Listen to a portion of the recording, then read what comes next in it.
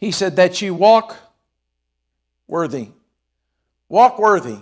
If somebody walks worthy of something, well, let's see. Does anybody get put in the Hall of Fame? Or do they have to do something really good to be noticed, right? So what we're talking about here, what Paul's saying is there ought to be in every Christian, if you're saved in here, you ought to have a life that walks worthy or is a life of excellence. One that says, I'm going to do things right. You ought to care if you're doing Christianity right, the way God said to do it.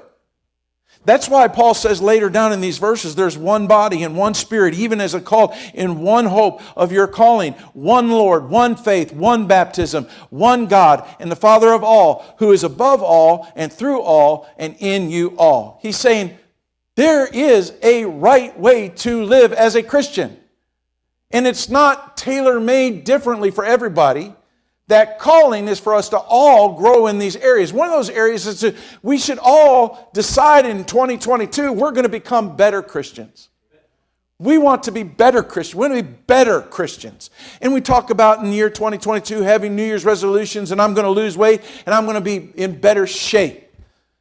That's great. I'm going to do my finances better and I'm going to be financially better off. I talk about that, right?